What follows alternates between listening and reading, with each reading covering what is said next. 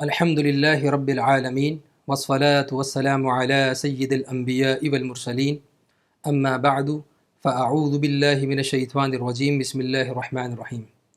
ناظرین محترم، ہر انسان پر عقلاً اور شرعاً یہ لازم ہے کہ وہ خالق کائنات کی معرفت حاصل کرے اور یہ جانے کہ اس کائنات کو تخلیق کرنے والی ایک ذات ہے، ایک ہستی ہے جو ہر طرح کے عیب سے پاک ہے اور وہ تمام صفات کمال سے متصف ہے۔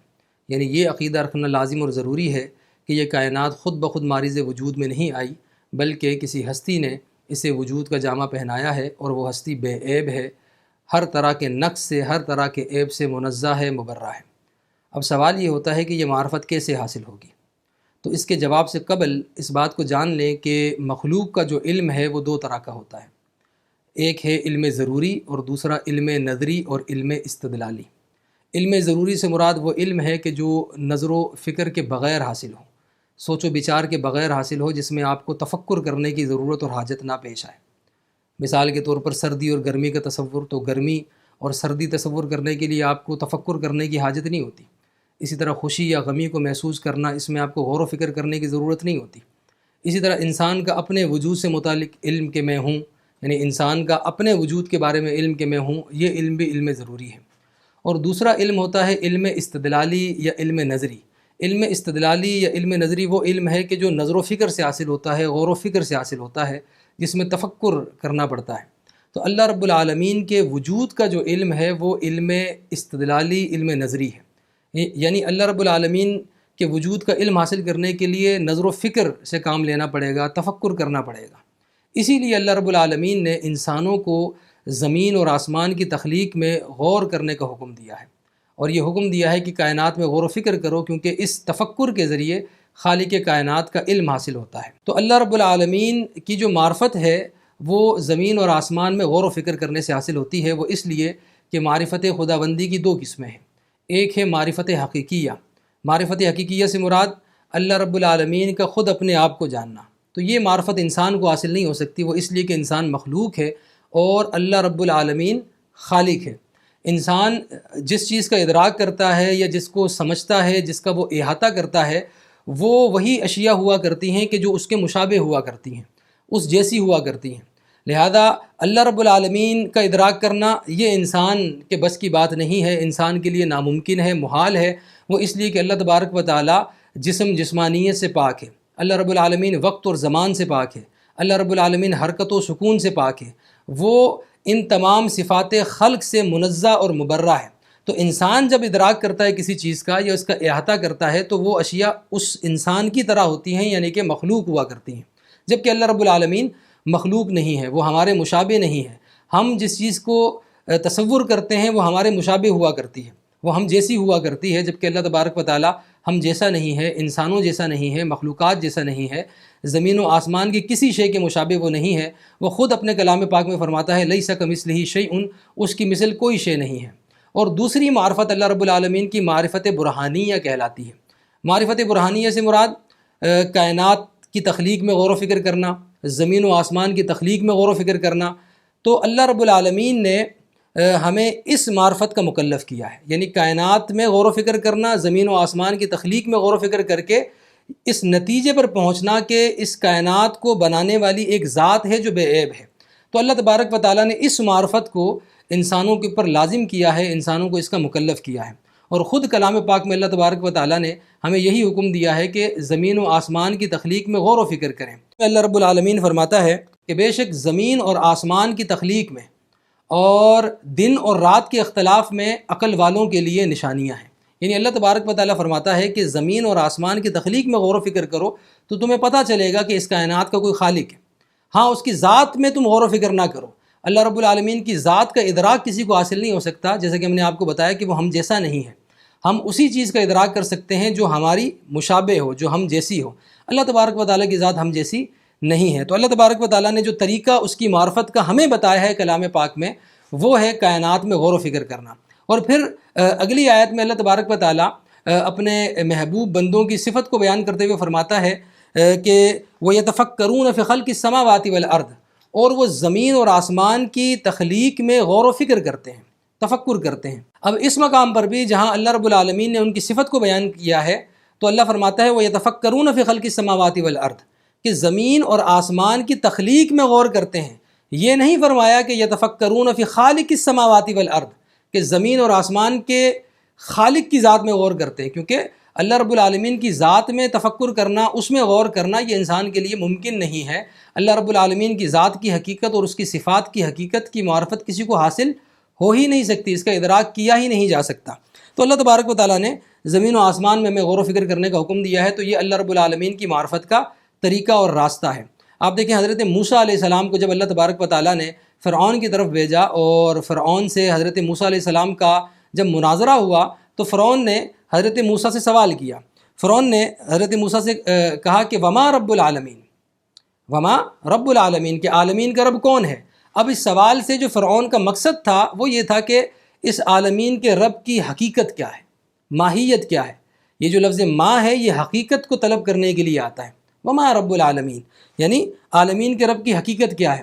تو جواب میں حضرت موسیٰ علیہ السلام نے فرعون کو زمین اور آسمان کی تخلیق میں غور و فکر کرنے کی دعوت دی اور فرمایا کہ جب تم زمین و آسمان کی تخلیق میں غور کرو گے تو تمہیں پتہ چلے گا کہ عالمین کا رب کون ہے۔ تو حضرت موسیٰ نے فرمایا رب السماوات والارض، عالمین کا رب کون ہے؟ عالمین کا رب زمین اور آسمان کا جو خالق ہے وہ عالمین کا رب ہے۔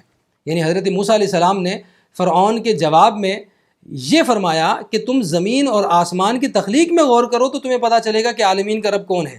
ہاں اس کی ذات میں اگر تفکر کرنا چاہو گے کہ وہ کیسا ہے، اس کی کیفیت کیا ہے، اس کی تحدید کیا ہے، وہ کس طرح کا ہے، وہ کس مقام پر ہے، تو یہ سوال ہی تمہارا عبث ہے، یہ سوال ہی بیکار ہے۔ وہ اس لیے کہ اس طرح کا جو سوال ہوتا ہے وہ مخلوقات سے متعلق ہوتا ہے، کیفیت مخلوقات کی جانی جا سکتی ہے، تحدید مخلوقات کی ہوتی ہے، حد بندی مخلوقات کی ہوتی ہے، اللہ رب العالمین کی نہیں ہوتی۔ وہ تو خالق ہے، اس نے ہمیں تخلیق کیا ہے، وہ کسی شے کے مشابہ نہیں ہے۔ تو حضرت موسیٰ علیہ السلام نے جواب میں فرعون کو یہ دعوت دی کہ تم زمین میں غور و فکر کرو کہ وہ رب السماوات والارض ہے، زمین اور آسمان کا رب ہے۔ تو جب حضرت موسیٰ علیہ السلام نے یہ جواب دیا تو بدلے میں فرعون نے اپنے درباریوں کو دیکھا اور کہا کہ دیکھو موسیٰ کیا کہتا ہے، تم سن رہے ہو۔ اس کا یہ طنز کرنا مقصود تھا، وہ اس لیے کہ اس کے جو درباری تھے اس میں فلسفی تھے اور ان کا ماننا یہ تھا کہ یہ جو کائنات ہے قدیم ہے، ہمیشہ سے ہے۔ تو چونکہ ان کے نزدیک کائنات قدیم تھی، حضرت موسیٰ علیہ السلام نے جب یہ جواب دیا کہ عالمین کا رب وہ ہے کہ جو زمین اور آسمان کا رب ہے، زمین اور آسمان کو جس نے تخلیق کیا، تو اس لیے یہ جواب ان کے لیے جو ہے وہ بڑا حیرت انگیز تھا۔ تو حضرت موسیٰ علیہ السلام نے جب دیکھا کہ یہ جواب ان کے ذہنی سطح کے مطابق نہیں ہے، ان کی ذہنی سطح بڑی لو ہے، نیچی ہے، تو حضرت موسیٰ علیہ السلام نے ایک اور دلیل پیش کی اور فرمایا کہ عالمین کا رب وہ ہے کہ جو تمہارے اور تمہارے آباء و اجداد کا رب ہے، تمہارے اور تمہارے آباء و اجداد کا رب ہے۔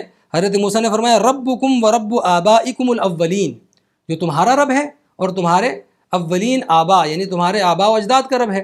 تو اب چونکہ ان کا یہ مشاہدہ ضرور تھا اور یقیناً تھا کہ وہ خود جو ہے وہ عدم سے وجود میں آئے ہیں، وہ پہلے نہیں تھے، پھر وہ پیدا ہوئے اور پیدا ہونے کے بعد ان کے اوپر موت بھی طاری ہوتی ہے۔ اسی طرح ان کے آباء و اجداد وہ بھی پہلے نہیں تھے، ان کو وجود دیا گیا اور اس کے بعد وہ ان کے اوپر موت طاری ہو گئی۔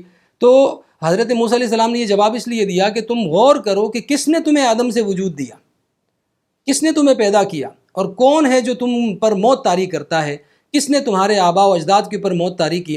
تو جب حضرت موسیٰ علیہ السلام کے اس جواب کو فرعون نے سنا تو بڑا جو ہے وہ عاجز ہوا اور بدلے میں حضرت موسیٰ علیہ السلام کو معاذ اللہ مجنون کہا۔ تو حضرت موسیٰ علیہ السلام نے پھر ایک اور دلیل پیش کی اور فرمایا کہ عالمین کا رب وہ ہے کہ جو مشرق اور مغرب کا رب ہے، یعنی مشرق اور مغرب کا رب ہے، وہ عالمین کا رب ہے۔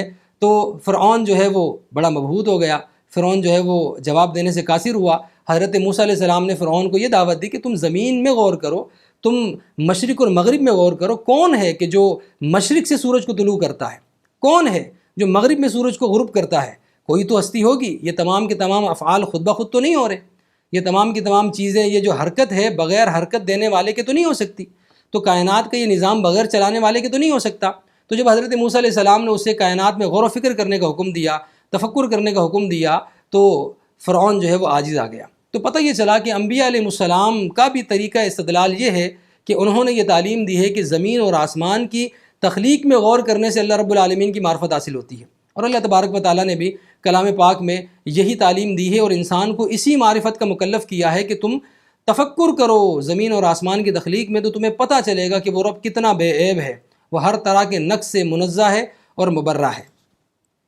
بعض اہل تحقیق سے، بعض اللہ والوں سے کسی نے سوال کیا اسی طرح کا سوال، یہ کیا کہ اللہ رب العالمین کی حقیقت کیا ہے؟ تو جواب میں کسی اللہ والے نے، کسی بزرگ نے کہا کہ الہ واحد، کہ وہ ایک تنہا الہ ہے، وہ ایک ہی خدا ہے۔ تو سوال کرنے والے نے پھر سوال کیا کیفا ہوا، اس کی کیفیت کیا ہے، وہ کیسا ہے؟ تو جواب میں انہوں نے فرمایا ملک قادر، وہ بادشاہ ہے، وہ قادر ہے، وہ قدرت رکھنے والا ہے۔ تو سوال کرنے والے نے پھر سوال کیا اینہ ہوا، وہ کہاں ہے؟ تو جواب دیا بالمرصاد، وہ نگاہ رکھے ہوئے ہے۔